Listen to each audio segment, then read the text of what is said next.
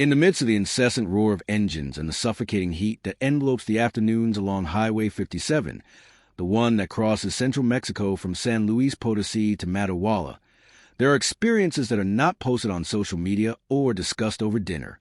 Stories that live only in the minds of those who witness them, indelible despite the passage of time. What you're about to hear is one of those stories. If you've ever felt the universe send you signals when everything seems routine, stay. Because this is not just another episode on the road. It's a glimpse into the invisible. And before we continue, remember to show your support with a like, subscribe, and tell us in the comments. Have you ever helped someone without imagining that gesture would change you forever? His name was Julián Mendez. 49 years old, mustache speckled with white, hands toughened by the steering wheel, and a faded cap he wore more out of habit than for the sun. They called him Old Mendez, an old-school trucker, one of those who still raised two fingers when passing a fellow driver. He was driving a double trailer full of steel, heading north from Querétaro to Monterrey. It was Friday, and the sun beat down furiously on the pavement. The heat seeped through the cracks like an uninvited guest. Julian's exhaustion wasn't from age, but from life. He had lost his wife 6 years ago to a disease as swift as it was cruel. Since then, the road was his only home. His son, Diego, lived in the United States, and every time he returned to his house in San Juan del Rio, it felt emptier. But that day, something felt different. In the desolate stretch between Hizek and Cedral, he noticed a woman standing by the roadside. It was odd to see anyone there, even more so a woman alone without luggage or hat, just a white dress fluttering in the wind. Julián braked, not out of habit, but because of an intuition that clenched his chest. She wasn't hitchhiking, didn't raise her thumb or hold a sign. She just waited as if she knew he would stop. He watched her in the mirror as he backed up cautiously. When he was beside her, he rolled down the window. "Where you headed, ma'am?" he asked. She looked at him with eyes of an uncertain color, somewhere between honey and gray, that seemed to pierce through time. She smiled faintly. "Wherever you take me," she said with a voice that seemed to come from another realm. Without thinking much, he opened the passenger door. She climbed in with serene elegance. She wore no perfume, but her presence left a scent of wildflowers and damp earth. "Do you mind the music?" he asked as he turned on the stereo. She simply replied, "Music knows how to travel too." They drove in silence. Julián tried to speak, ask her name or where she came from, but something inside told him it wasn't time for words. She looked out the window as if remembering each tree, each curve, and Julián felt the cab was no longer the same. Everything seemed transformed. Even the road seemed to pause, as if the whole world stopped for that moment. At a lonely lookout, one of those truckers used to stretch their legs, the woman asked him to stop. "Here is fine," she said with a calm not of this world. Julián stopped, though he didn't understand why. There was no town, no houses, just rocks, desert, and the whisper of the wind. She stepped down with strange tranquility. Before closing the door, she placed her hand on the dashboard. "Thanks for stopping," she said softly. "Not everyone does." Julián wanted to ask if she was sure about staying there, but when he looked again, she was gone. He jumped out, rounded the truck, scanned the area. Nothing, not a sign, only wind and rocks. He returned to the cab, still trying to understand. He got back in. On the passenger seat, where she had just been sitting, there was a white rose, intact, perfect, as if freshly placed. The seat looked cleaner than ever, and right where she had rested her hand on the dashboard, a soft glow remained, as if the sun had left a spark. He didn't know how long he stayed there, trying to understand. But when he restarted the engine, something inside him had changed. He couldn't explain it. He just felt different. That night, Julián didn't reach Monterrey. Something made him deviate, a pull that didn't come from fatigue or logic. He took a road even his GPS didn't recognize. That's how he found a hidden village among dusty hills. It was called San Jerónimo de las Piedras. Dirt roads, adobe houses with no paint, tin roofs. No gas station, no bank, no phone signal. Just an old church with a rusty bell that looked like it had been asleep for years. Julián didn't know why he went there. He just felt he had to. He parked his truck in front of the square and got out, guided by something he couldn't name. The sunset painted the sky in orange tones. The air smelled of firewood and fresh bread. The silence wasn't uncomfortable, it was comforting. He walked aimlessly toward the church. The door was ajar. Inside, the stained glass let in light that illuminated the dust suspended in the air, as if it floated with purpose. There was no one, but the solitude didn't weigh. He walked down the central aisle, and each step echoed inside his chest. In front of the altar, he saw a wooden figure of the Virgin, made from light wood, without ornaments, but with familiar expression, not identical. But she reminded him of the woman on the road. He sat on a bench, breathed deeply. He hadn't prayed in years, not even during his wife's illness. He had stopped believing, but something in that place broke him inside. The tears came uninvited. It wasn't sadness. It was something deeper, something that had been asleep within him. "Are you okay, sir?" The voice pulled him from the trance. It was a girl, about 9 years old, in a simple dress with a braid down her back. Julián tried to speak, but only said, "I don't know."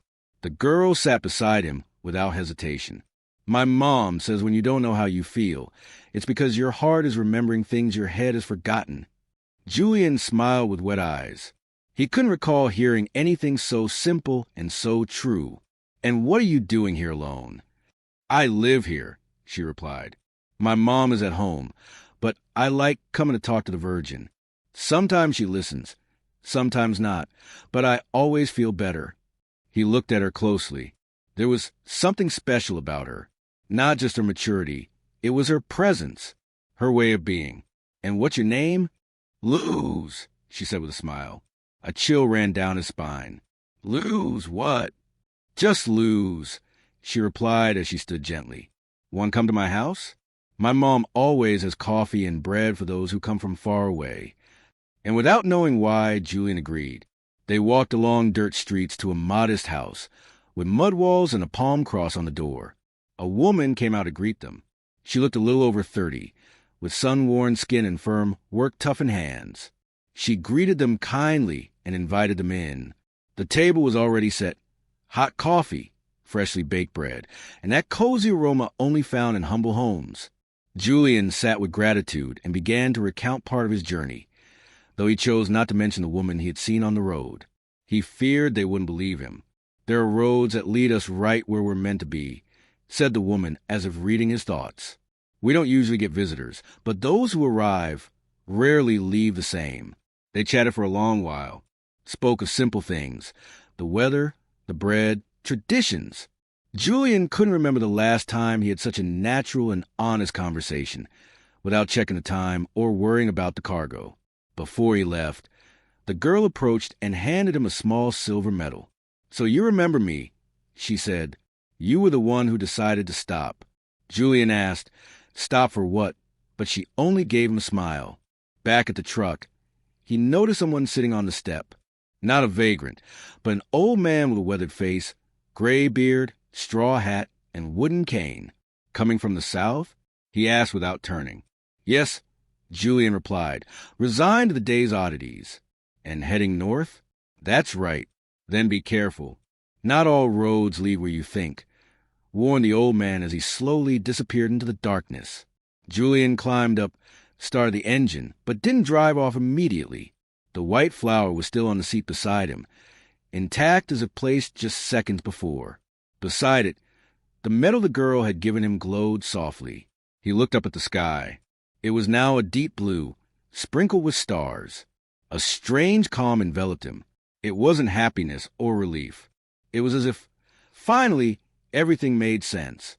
For the first time in a long while, he wasn't in a rush to arrive. He turned on the lights and set off again, but this time chose an alternate road, winding without signs or streetlights. The silence that accompanied him had a comforting quality, and it was right there, on a very sharp curve, that something happened which would change his life. The curve appeared suddenly, one of those that can surprise even the most seasoned drivers. He slowed down, not from distraction, but from a hunch that something was wrong. "Calm down. I'm with you now," he murmured as he tried to open the door. I'm going to get you out of here. With effort, he forced the back door and slid inside. The smell of fuel was intense. There was no time to wait. He unfastened the seatbelt and, with extreme caution, dragged her out just as a spark lit up the engine. Minutes later, as they staggered away, the car exploded in a burst of flame that lit up the darkness. Julián covered the young woman with his body and led her to the truck. "I'm okay. I think I just hurt my leg," she said between sobs and gasps. "Let's go to the hospital," he replied as he helped her up. "Hang in there." Her name was Natalia. She was studying medicine at the University of Zacatecas and was heading to Saltillo to see her sick mother. She had been driving alone for hours, her body exhausted. Sleep had overtaken her on that dangerous curve. On the way to the nearest hospital, Julián couldn't shake off how strange it all was. Why did he take that secondary road? What made him veer off course? "Would you believe me if I told you I don't know why I came this way?" he asked softly. "Maybe someone new for you," Natalia replied, her voice breaking. Julián glanced at her sideways. That phrase pierced his chest, as if he had heard it before, as if everything had been written with invisible threads. They arrived at the Matawala hospital just before midnight. Julián decided not to leave her alone until he knew she was being attended to. In the emergency room, while the doctors examined her, he waited. Exhaustion overtook him suddenly. He fell asleep in a metal chair, arms crossed, with a medal in his shirt pocket. He dreamed of the woman in the white dress. This time they weren't on the road, but in a field full of flowers. She looked at him tenderly, holding out her hands. She said nothing, just watched him with a mixture of gratitude and melancholy. Upon waking, a doctor approached. "Are you related to the young lady?" "No, I just found her on the road." "She's stable." It was a mild contusion, but if she hadn't been taken out in time, it would have been very different. Julián took a deep breath and silently gave thanks. It was as if he were following an invisible map that guided him without revealing the destination. Before leaving, Natalia caught up with him at the exit. "Thank you for not leaving me," she said, hugging him. "I don't know how to thank you." "You don't have to," he replied. "If someone had seen me that time I crashed with my wife, maybe she would still be alive." Natalia looked at him, moved. "How did you know I was there?" Julián didn't answer. He just pulled the medal from his pocket and showed it to her. "Does it look familiar?" She shook her head, though something in her expression hinted at a feeling. "I thought so, too," he said as he put away. He returned to the truck with his body exhausted and his soul stirred. He didn't want to continue the route. He called the company to report a delay due to force majeure. No one objected. He decided to spend the night at a roadside motel, one of those used by truckers to rest. He paid for a simple room without comforts, but upon entering, he found something that left him motionless. On the bed, carefully folded, was a white handkerchief with light blue edges. Julián knew he hadn't left it there, and yet he wasn't surprised. He took it and smelled it. It had the same scent he remembered from the woman in the white dress. That night, he sat on the edge of the bed, with the medal in one hand and the handkerchief in the other. He didn't understand everything he was experiencing, but his intuition told him it wasn't coincidence. He remembered a phrase his mother used to repeat when he was a child, whenever they passed by a church. "If one day you see the Virgin, don't be afraid. She only appears to those whose hearts are open to see her." He closed his eyes. He didn't pray. He just let the silence envelop him. And in that silence, for the first time in a long time, he felt he wasn't alone. At dawn, Julián woke up with a sense of rest he hadn't felt in years. Light entered softly through the window, painting golden lines on the worn walls. The handkerchief was still on the nightstand, as if someone invisible had left it there to remind him that what he lived had been real. He showered, made his coffee, and returned to the trailer. Before starting the engine, he hung the medal on the rear-view mirror. He didn't know if he believed in miracles, but something told him he wasn't driving alone anymore. The road stretched ahead of him like a promise. He headed north, toward Saltillo, to continue his original route. He had no idea what he would find ahead, but for the first time, it didn't make him anxious. Something inside him had changed. He was no longer just a man of loads and routes. Now, He carried something more with him. As he drove on, a thick fog began to cover the road. He slowed down. The surroundings became blurry, almost unreal. It was within that fog that he heard a voice on the radio transmitter. At first, just interference. Then, "Julian, do you copy? This is Central. Over." Something sounded strange. No one ever called him by name. Protocol dictated using the unit number. "This is Unit 214. "Who's speaking?" There was silence, followed by static, and in a female voice, soft, almost a whisper. "Thank you for stopping." The signal was lost. Julian stared at the device, heart racing. He tried to respond, but there was only noise. He pulled over the side of the road and got out, hoping for some explanation. He found nothing, just a thick fog. At that moment, he saw a white figure cross the road out of the corner of his eye, moving through the mist. It had no defined shape, but the feeling that he knew her pierced through him like lightning. He ran to where it had disappeared, finding nothing. However, on the ground, right in the middle of the road, there was a white flower, fresh, without a speck of dust. He took it and silently returned to the cab, placing it next to the rose he still kept alive. Something was beginning to happen. He didn't know if it was faith, memory, or madness, but he felt he couldn't ignore it. Hours later, with the fog already clearing, Julián passed through a federal checkpoint. One of the officers greeted him respectfully and asked for his documents. They checked the load. Everything was fine, but before letting him go, the officer asked something unexpected. "Were you the one who saved the young woman last night?" Julián frowned. "How do you know that?" "The radio mentioned it this morning. The news spoke of a trucker who showed up just in time at an accident. They say it was God's doing, that no one else passed through there that night." Julián didn't know what to say. The officer just smiled. "God bless you, brother. Not everyone stops." Already on the highway, Julián turned on the radio hoping to hear that story, but found only ranchera songs and ordinary news. He thought it was just coincidence, but he didn't believe in that anymore. By late afternoon, he arrived at the gas station with the Doves, a place well known by truckers. He stopped to refuel and stretch his legs. In the small restaurant, he ordered a coffee and some tamales. The waitress, an older woman with a raspy voice and clear eyes, recognized him immediately. "You're Julián, right?" "Yes." "We don't know each other." "No, but we were expecting you." He looked at her, surprised. She nodded with unsettling calm.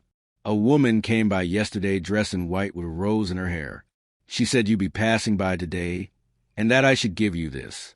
She pulled a thick envelope from her apron with no return address, only his name written by hand. For Julián. He took it with trembling hands, opened the envelope, and found a letter written in blue ink with careful handwriting. It read, "Julián, the road is not measured in kilometers, but in gestures. Where others see wasted time, you had a life to save. The woman you picked up on the road was not an accident. She was an opportunity. What you did changed her destiny and yours." It had no signature, just a small drawing of a star. Julián felt a lump in his throat. He looked at the waitress for answers, but she just shrugged. "I didn't ask, I just obeyed." After eating, he walked to the parking lot with the letter in his pocket, got into the cab, and started the engine. Looking through the rear-view mirror, he thought he saw the woman in the white dress standing among the trucks, watching him silently. But when he turned, there was no one there. He decided to continue his route. Though something inside him knew he wouldn't return the same from that trip. It wasn't just another road story. Something told him the real cargo wasn't in the trailers. While driving under the dark sky, an inner voice, his and yet foreign, spoke clearly to him. Faith is not always imposed with force. Sometimes it whispers amid the noise. Julián didn't need answers, only to keep going. And so he did. The highway lights became scarcer as he entered northern Mexico. Julián advanced steadily, though emotions stirred within him that were hard to name.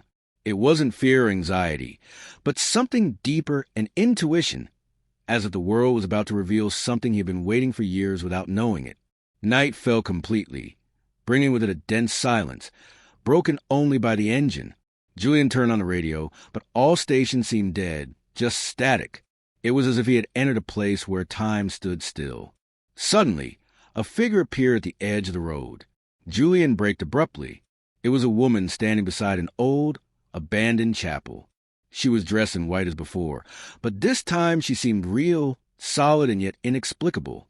He got out of the truck without fear, approached her cautiously without taking his eyes off her. The woman looked at him and smiled as if she had known him all his life. She said she had been waiting for him, that the road wasn't over. He asked who she was, though deep down he already knew. She said she was someone who reminded him of who he was. Julián felt his legs weaken and leaned against the chapel wall. The woman signaled for him to go in. He hesitated a moment, but finally entered. Dust covered the pews, and the altar was partially destroyed by time.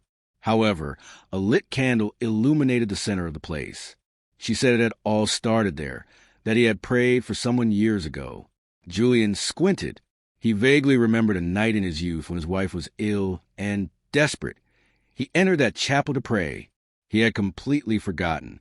She continued, saying they had heard him, but couldn't change her fate, only gave him strength to carry on. He was speechless, tears on his face.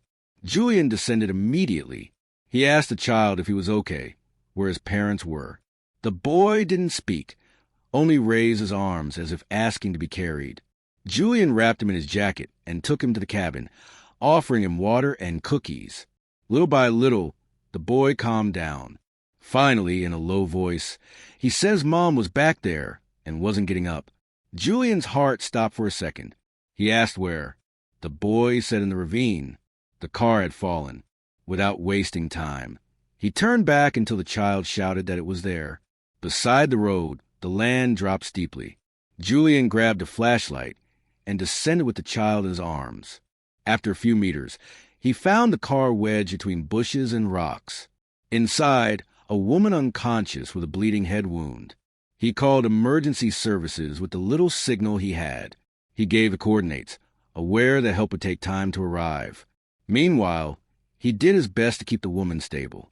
He remembered the basic first aid training he had taken years ago during mandatory sessions. He didn't know if he was dreaming, if his mind was playing with memory, or if he was truly facing something sacred. He asked why she appeared now. She said it was because his path would soon cross one even more important. He had saved a life, but there was still more to do. That someone needed him urgently today. He wouldn't see it coming, but he had to trust. The candle went out on its own. When Julián came out, the woman was gone. He returned to his truck in silence, not fully understanding, but knowing that each step had a purpose. He started the engine and continued guided only by his intuition. Half an hour later, in a lonely area between San Roberto and General Cepeda, something made him stop again. A boy about 8 years old walked alone on the road, barefoot, in dirty clothes, waving at truck drivers. He kept repeating for them not to leave, though he didn't respond to questions. The child held his mother's hand and whispered in her ear, begging her to wake up. Time passed slowly. Each minute felt like an eternity. Finally, the sirens were heard. The paramedics got out quickly and took control. One of them looked at Julián surprised and said that if he hadn't found them, they wouldn't have been able to save her. Losing blood under those conditions, and in that cold, was fatal. Julián watched the scene as a rescue helicopter landed. The child didn't let go of his hand. He hugged him tightly. He gave thanks in silence for having gone back for them. When the helicopter took off, a paramedic came over and asked if he knew how they had been located. Julián heard that a woman had called 911, saying that a truck would find them soon, giving no name or number, only saying he would know what to do. Julián didn't answer, only looked up at the starry sky and felt a tear fall. He climbed back into his truck, started the engine, and when he looked in the rearview mirror, he saw the Virgin's medal hanging peacefully as always. For the first time, he thought that maybe miracles weren't lights coming down from the sky, but people who decide to stop in the middle of the road. The truck now moved at a different pace. Julián felt that each kilometer was part of something bigger, that his route no longer followed maps or deliveries, but a deeper calling he couldn't ignore. He no longer cared about delivering the cargo on time. He knew that wasn't the most important load he carried. At dawn, He stopped at a small roadside store near Paris de la Fuente, an old town surrounded by mountains, famous for its vineyards and tranquility. He bought sweet bread and coffee, greeted the owner, an older man with calm voice, and sat on a wooden bench in front of the store. As he ate, a woman with a baby in her arms approached. Her face showed exhaustion, and her clothes were dirty.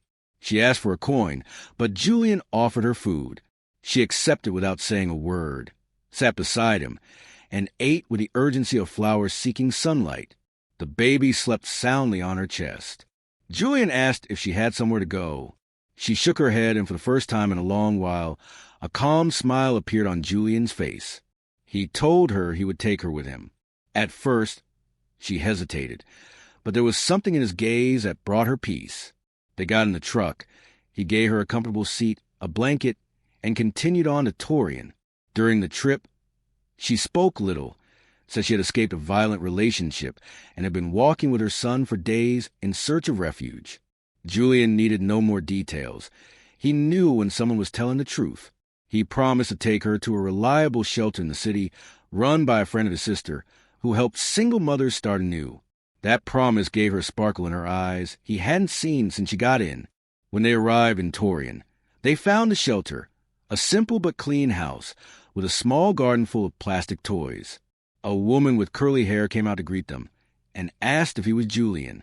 He confirmed, and she explained that a woman had called the day before to say that Julián would arrive with someone who needed help and that she should trust him. Julián stood still, once again feeling that silent presence, that warning, that invisible care. The mother and baby entered the shelter, and before leaving, she took his hand and said that although she didn't know who he was or why he had helped her, they would never forget him. Julián didn't know what to say. He just nodded and returned to the truck with a heart full, but lighter than ever. He no longer felt like he was carrying all the sorrows, but that he was sharing the road with something greater. That night, he decided not to stay in a motel. He parked in a quiet spot on the outskirts of Gomez Palacio, turned off the engine, lay on his bed, and looked through the small window in the ceiling. The stars shone in a clear sky, and as he watched them, a question came without warning. Why him? Why was he the one meeting these people right now, after so many years on the road? He got no answer, but just before closing his eyes, he heard a soft voice say it was because he still listened. At dawn, he woke with a strange energy. Something inside him ignited with each new day. That morning, he decided to take an alternate route instead of the main highway to Chihuahua, choosing the secondary road that passed through small towns. He knew he would lose time, but also that he wasn't driving to gain minutes. In one of those towns, he saw children playing with an old tire and a stick, laughing joyfully. He remembered his childhood in Durango, when games were simple and the world seemed clearer. He stopped the truck to watch for a moment. An elderly woman approached and offered him a piece of freshly baked bread without asking for anything in return. She said her grandson claimed Julián was a man in the white truck who appears when most needed, that he had seen him in dreams. Julián swallowed hard and tried to smile, saying she must be confusing him with someone else, but the woman insisted that no one mistakes a heart. He returned to the driver's seat, drove for hours in silence, without music or radio, just the engine sound and the beat of his heart. That's when he saw a vehicle stopped on the shoulder, with hazard lights on. A young man was trying to change a tire, clearly not knowing how. Beside him, a pregnant woman, exhausted, rested her head on the window. Julián didn't hesitate, stopped, got out with his toolbox, and in less than 15 minutes fixed the issue. The man tried to pay him, but Julián refused the money, telling him to take care of the woman. Before leaving, she leaned her head out the window and said he was like an angel. Julián smiled and shook his head, saying he was just I wasn't sure it was him, but I needed to talk to someone. Julián offered him a coffee, and they sat on an improvised bench among shadows and the sounds of crickets. The man, Don Efren, had lost his wife 2 years earlier and lived alone on a ranch 3 hours from there. His only son, whom he hadn't spoken to in 10 years, had suffered an accident and was hospitalized in Chihuahua in critical condition. Don Efren hesitated about going to see him, remembering the arguments and that his son had called him a stubborn old man. Julián asked what would happen if he didn't go. Don Efren replied that he would die full of regret. Julián finished his coffee, stood up, and opened the trailer door. He told him he would take him. Don Efren hesitated, then accepted with a weak smile and got in. During the trip, they shared silences that said more than words. Julián understood that some wounds needed no explanation, only company. When they arrived at the hospital, Don Efren got out trembling, and Julián watched him enter through the glass doors, feeling that the moment was a closure of something deeper, a cycle not only for the one who leaves, but for the one who decides to stay. He waited an hour parked in the shade. Finally, Don Efren returned with red eyes, but at peace. He said his son had forgiven him. Didn't speak much, but squeezed his hand, and that was enough. Julián commented that sometimes that's all it takes. He asked Don Efren where he would go now, and he replied that wherever he was needed. That night he camped in a solitary spot near the mountains. The wind blew strong and the darkness was dense. But instead of fear, he felt a strange calm, as if the world was preparing for something greater. He dreamed of his wife the first time in many years. They were in their old adobe house with a tin roof, sitting in the yard while the sun set. She took his hand tenderly and told him he was doing the right thing and not to stop listening. Julián woke up with tears in his eyes, not knowing if it was nostalgia or gratitude, perhaps both. The next day he continued on Highway 45, one of the busiest in Mexico. On a dangerous curve, he found several cars stopped. He approached and saw a recent accident between a school bus and a cargo truck, with several injured. Without hesitation, he got out and began to help. Though he wasn't a paramedic, he knew how to stay calm. He organized a human chain to move the children, improvised stretchers with trailer tarps, and gave water to those waiting for help. A local reporter who arrived before the ambulances started recording, and that video later circulated on social media, showing a man in an old cap and plaid shirt saving lives as if it were natural. Julián didn't find out about that. As soon as he made sure everyone was safe, he got back in the trailer and continued on his way. Hours later, in a roadside restaurant, a waitress offered him food without charging. They told him it was because of what he had done. They had already seen it on the phone. He didn't understand until they showed him the video, and he remained silent, watching his own face on the screen. He didn't recognize himself, not because it wasn't him, but because he felt he had become someone different, someone changed. "I just did what anyone would do," he said as he handed the phone back. The waitress looked at him intently. "No, sir, anyone can look, but very few stop." That phrase stayed with him the whole day. It no longer mattered what he did, but what he represented. Every time someone recognized him, it wasn't for fame or pride, but because in some way he symbolized a hope that many had lost.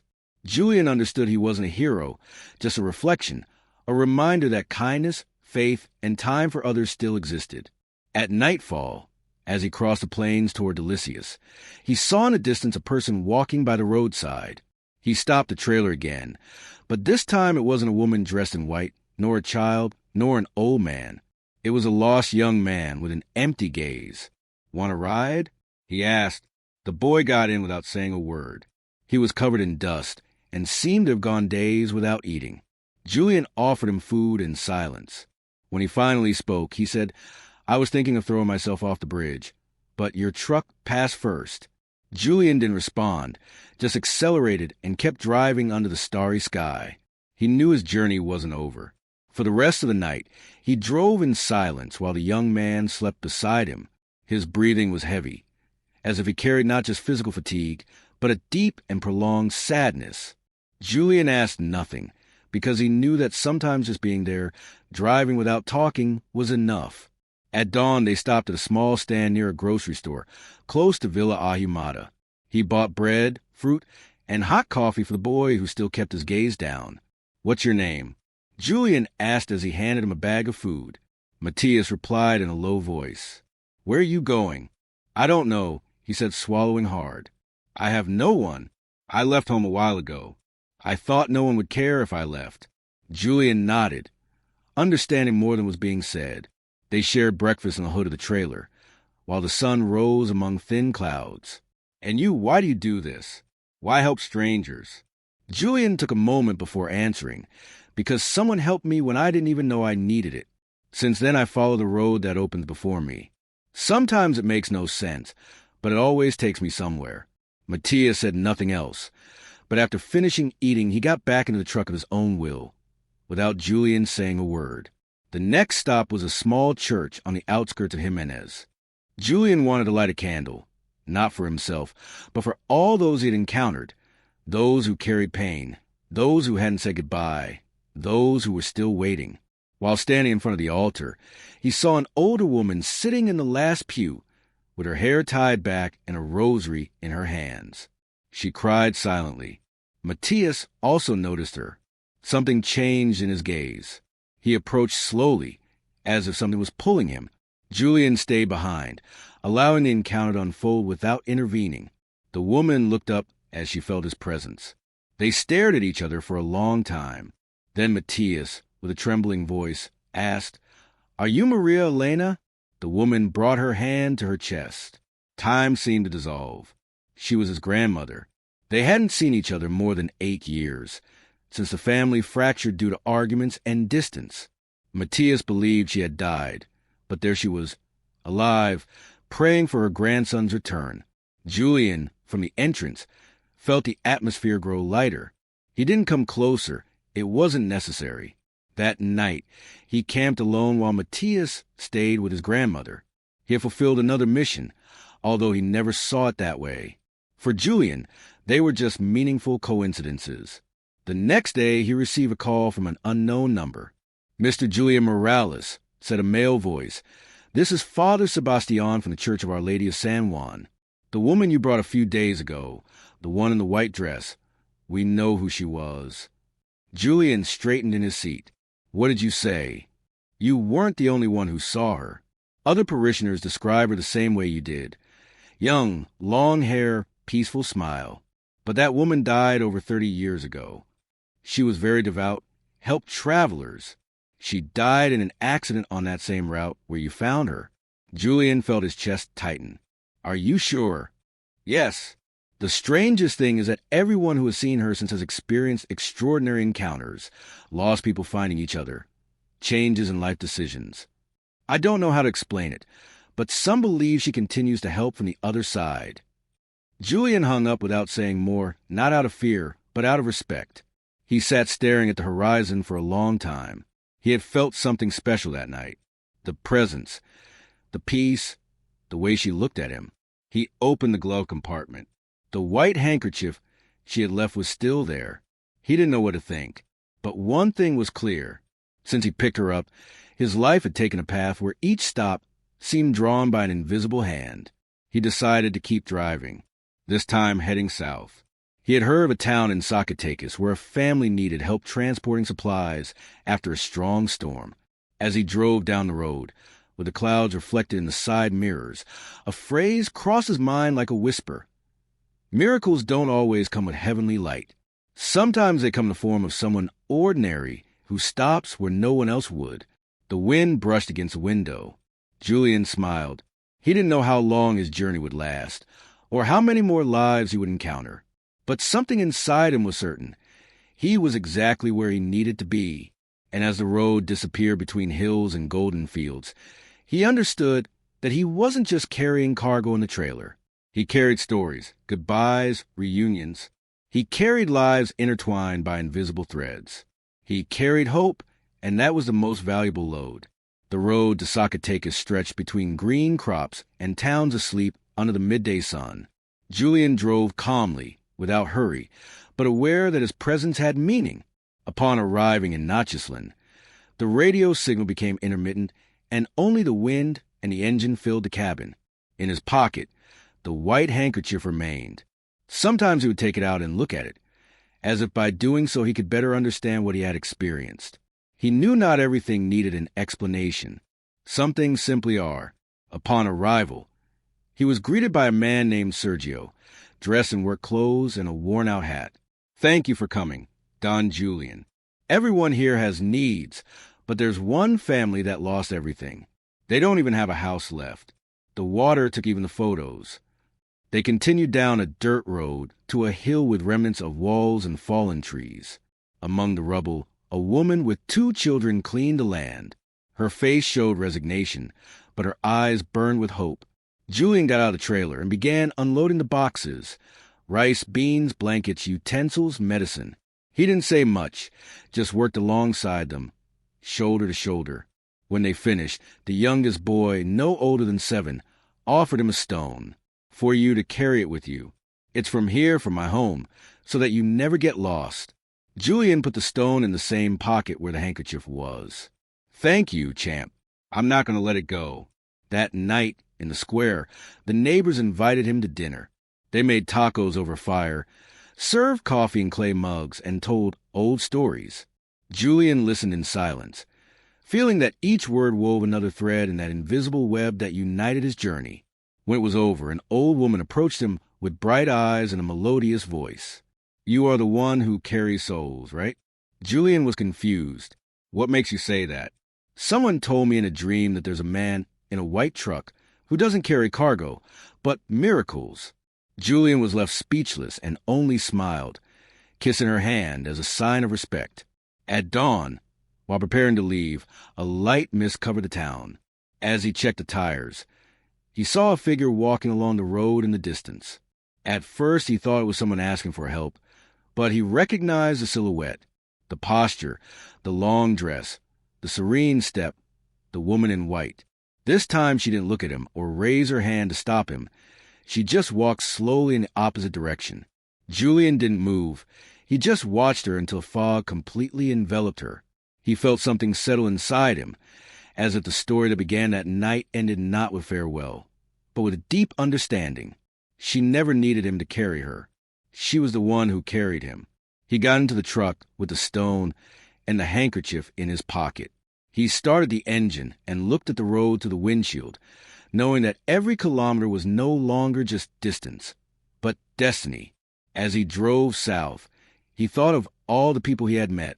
Dona Remedios, a child in the rain, the grandfather reconciled with his son, Matthias reuniting with his grandmother, the family that believed again thanks to a load that didn't come in boxes, but in presence, company, and compassion.